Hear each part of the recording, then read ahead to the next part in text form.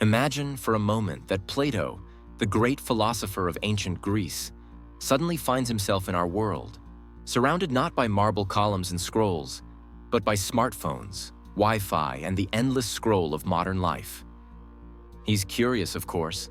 He's always been curious.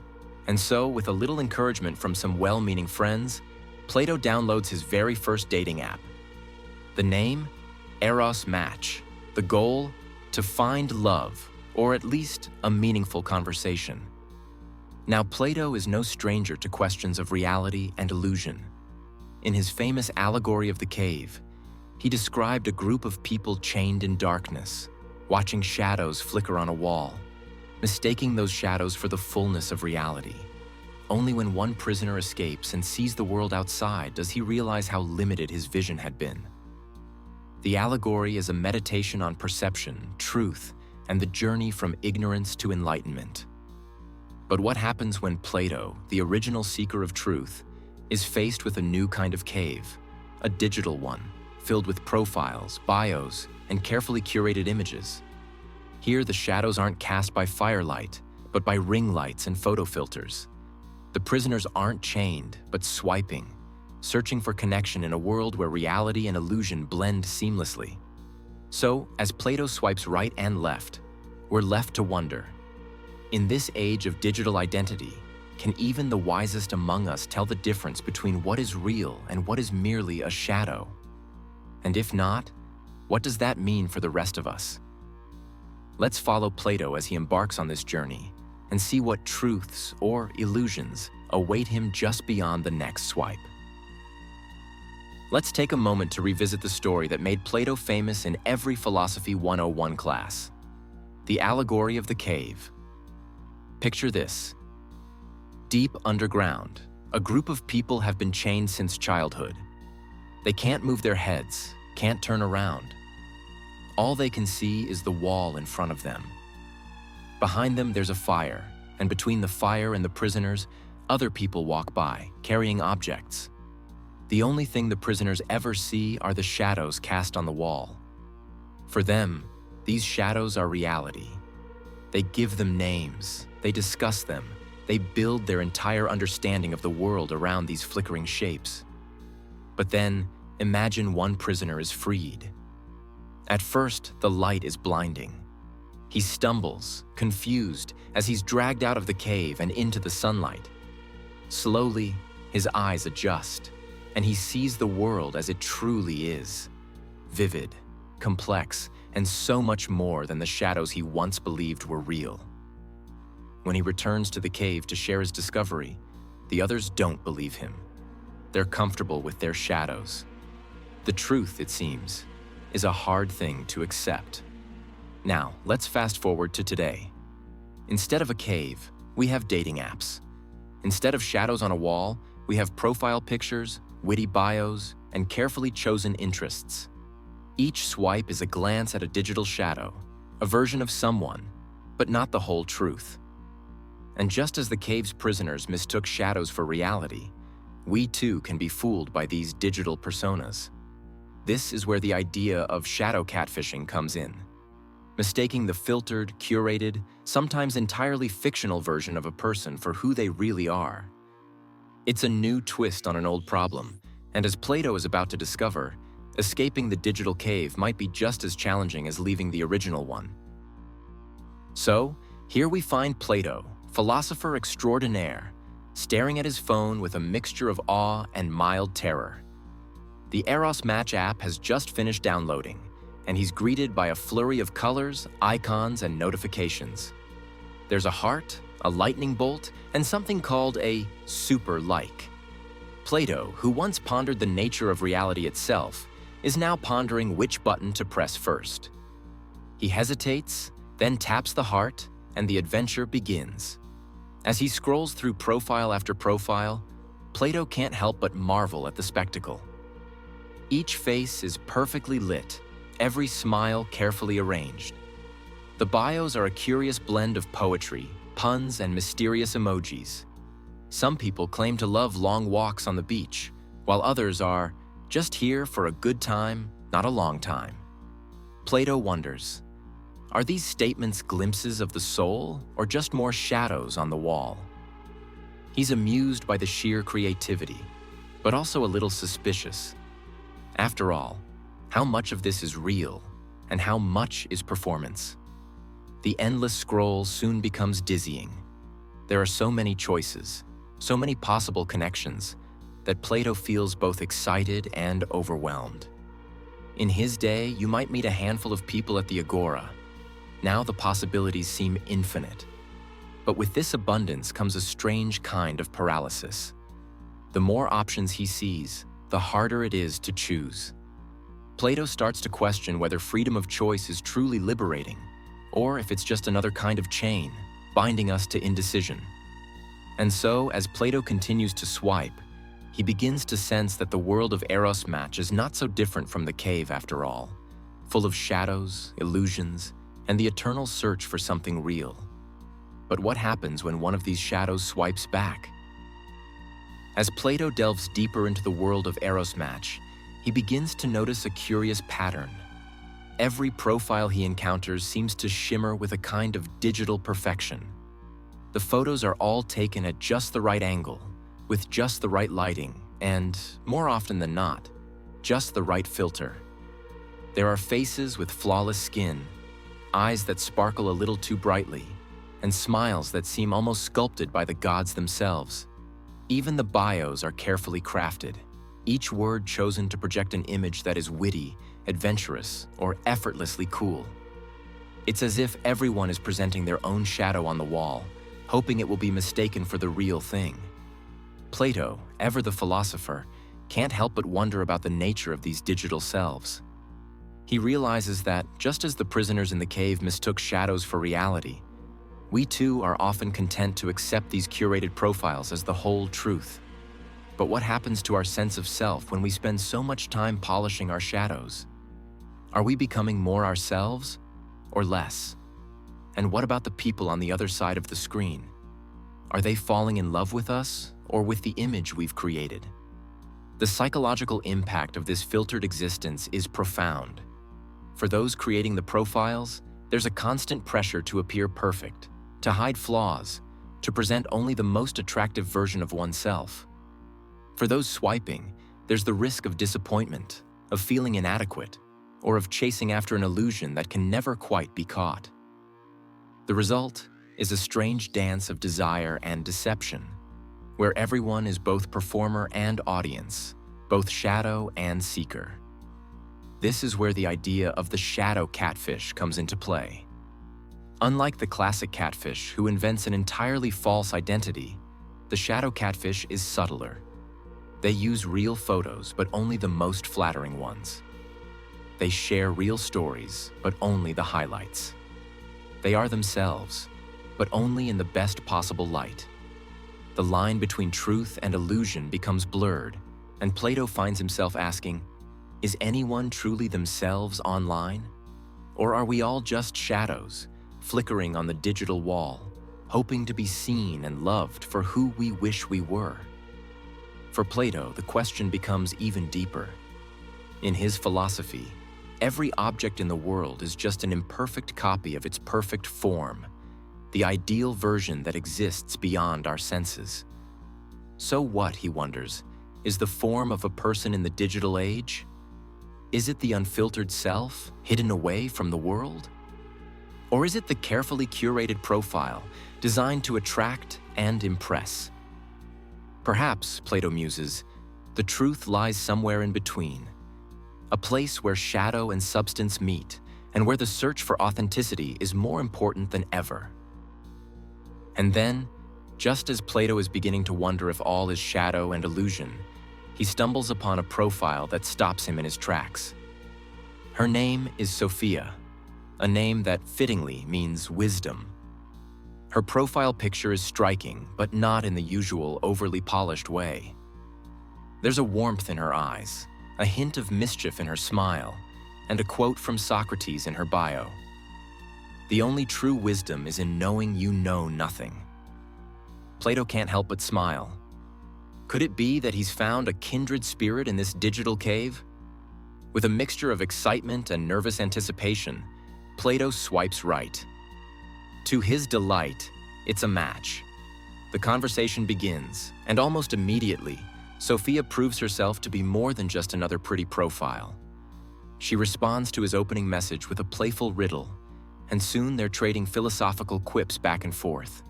They debate the nature of love, the meaning of beauty, and whether or not a perfect date can exist in the world of forms. Sophia's answers are thoughtful, sometimes challenging, and always just a little bit mysterious. Plato finds himself drawn in, eager for each new exchange. He's impressed by her intellect, her wit, and the way she seems to see through the surface of things. For the first time since entering the world of Eros Match, Plato feels a genuine connection, a spark that goes beyond the shadows on the wall.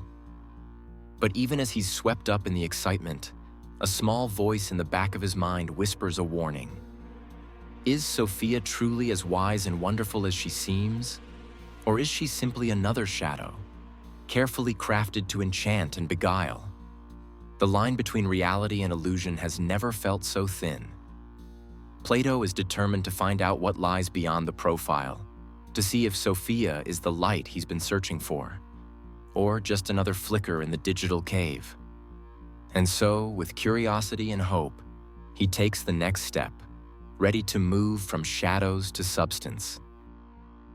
As the days pass and the messages between Plato and Sophia grow longer and more personal, Plato finds himself yearning for something more tangible. The words on the screen are enchanting, but he can't help but wonder what lies beyond them. In the spirit of his own allegory, he suggests they step out of the cave, so to speak, and have a video call. "Let us see the light together," he writes, half in jest, half in hope. Sophia's response is hesitant. She mentions technical difficulties, a camera that never seems to work, and a vague unease about privacy. Plato, ever the philosopher, tries to be understanding, but a seed of doubt begins to sprout. He reflects on the nature of trust in this new world, where so much is hidden behind screens and passwords. How can one be sure of anything when every interaction is filtered, every image curated? Is it possible to know another person or even oneself when so much is left in shadow? Still, Plato is patient. He continues the conversation, gently encouraging Sophia to take the leap. Eventually, after much coaxing and reassurance, she agrees. The day of the call arrives, and Plato waits, heart pounding, as the screen flickers to life. There she is, Sophia, but not quite as he imagined. Her features are familiar, yet softer, less defined than in her photos. Her voice is warm, but there's a nervousness that wasn't present in their messages. The lighting is unflattering, the background cluttered, and for a moment, Plato feels a pang of disappointment. But then, something shifts. As they talk, Plato realizes that the imperfections, the awkward pauses, the nervous laughter, the way Sophia tucks her hair behind her ear, are what make her real. The digital shadow has given way to substance, and with it comes a new kind of beauty, one that can't be captured in a profile picture or a carefully crafted bio. Plato sees, perhaps for the first time, the difference between the world of shadows and the world of light. He understands now that authenticity is not about perfection, but about presence. It's about showing up, flaws and all, and allowing oneself to be seen. In this moment, Plato feels a sense of clarity, as if he's finally stepped out of the cave and into the sun. And yet, he knows the journey isn't over. There are still questions to ask, lessons to learn, and truths to uncover about the nature of self and connection in the digital age. After his illuminating encounter with Sophia, Plato finds himself pondering a phenomenon that seems uniquely modern, yet deeply ancient at its core: catfishing. In the digital age, catfishing is the act of creating a false identity online, often to deceive or manipulate others. Sometimes it's a complete fabrication, a person using someone else's photos, inventing a new name, a new life. Other times, it's more subtle, a gentle bending of the truth, a selective presentation of the self. But at its heart, Catfishing is about the tension between appearance and reality, a theme that Plato has wrestled with since his days in the academy. Plato's theory of forms tells us that everything in the physical world is just an imperfect copy of a perfect, unchanging ideal. The chair you sit on is merely a shadow of the perfect form of a chair. The same, he realizes, could be said of our digital selves. Is the profile picture, the witty bio, the curated feed, just a shadow of the true self?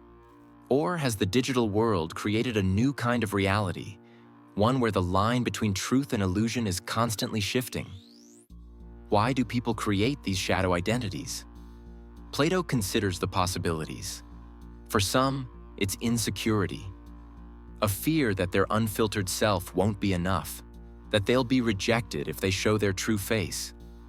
For others, it's a longing for connection, a hope that by presenting an idealized version of themselves, they'll attract the love or friendship they crave. And for a few, it's simply a game, a playful deception, a way to explore different facets of identity without consequence. But what are the consequences, really? Plato wonders if the digital self is a lesser form, a pale imitation of the real thing, or if it's something else entirely, a new kind of self shaped by technology and imagination. Perhaps, he muses, the digital world is its own cave, with its own shadows and its own truths. Maybe the task is not to reject these shadows outright, but to learn how to see them for what they are, to recognize the difference between appearance and reality, and to seek authenticity even in a world built on illusion. As Plato reflects on these questions, he realizes that the journey out of the cave is never truly finished. Each new technology, each new way of connecting, brings its own challenges and its own opportunities for enlightenment. And so, with a sense of curiosity and hope, Plato prepares to take the next step toward a more authentic connection, both online and off. Plato's journey through the world of online dating has been nothing short of transformative. He began as a naive swiper, dazzled and bewildered by the endless parade of profiles, each one a carefully crafted shadow on the digital wall. But with every conversation, every moment of doubt, and every step toward genuine connection, Plato has grown into something more, a seeker not just of matches, but of meaning. If there's one lesson Plato would share with fellow travelers in the digital cave, it's this: approach every profile, every message, with a healthy dose of skepticism and a generous helping of curiosity. Don't be afraid to question what you see, to look for the substance behind the shadow. Remember that everyone, in their own way, is trying to put their best foot forward, sometimes out of hope, sometimes out of fear. The pursuit of authenticity isn't about exposing every flaw or rejecting every filter. It's about being honest with yourself and others, about showing up as you are and inviting others to do the same. The digital world, much like Plato's cave, is filled with illusions and half-truths, but it also holds the potential for real understanding, for moments of light that break through the shadows. If you're willing to look beyond the surface, to ask deeper questions, and to risk a little vulnerability, you might just find something genuine, something that feels like stepping out of the cave and into the sun. And so, as Plato continues his search, he does so with open eyes and an open heart, ready to embrace both the shadows and the light, and to discover what it truly means to connect in a world of endless possibility.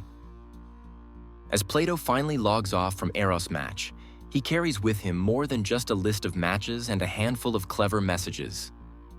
He's gained a new perspective on the nature of perception, reality, and the ever-shifting landscape of digital identity. His journey through the world of online dating has shown him that, just like in the cave, it's all too easy to mistake shadows for substance, to fall in love with an image rather than a person. Yet, he's also discovered that behind every profile, every carefully chosen photo, there's a real human being, imperfect, vulnerable, and searching for connection. So, would Plato return to the cave, content to watch the shadows dance? Or would he keep swiping, ever in pursuit of the perfect form of true love? Perhaps he'd do a bit of both. After all, even philosophers need a break from time to time. But one thing is certain. Plato's experience invites us all to reflect on our own digital lives, to question what we see, and to seek authenticity in a world that often rewards illusion.